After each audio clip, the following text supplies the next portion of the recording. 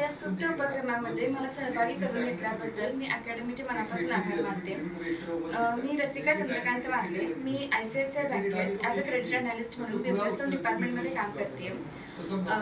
आजकाल CA क्षेत्रामध्ये मुलींचे प्रमाण वाढत आहे आणि कधी काही पुरुष प्रधान समजल्या जाणाऱ्या या क्षेत्रांमध्ये मुलींचं वाढतं प्रमाण हे खरोखर कौतुकास्पद आहे.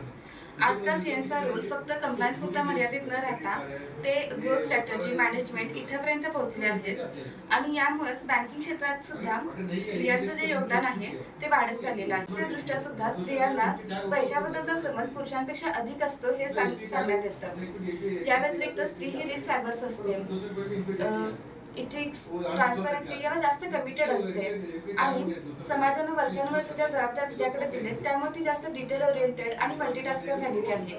त्यामुळे बँकिंग क्षेत्रातलं स्त्रियांचं योगदान हे वर्क लाईफ सांभाळण्यासाठी घेतलेला रोल किंवा अधिक क्लिष्ट नसणारे रोल करणाऱ्या स्त्रिया यापासून ते मोठमोठे डील मोठमोठे ऑर्गनायझेशन लीड करणाऱ्या स्त्रियांपर्यंत पोहोचलं आहे.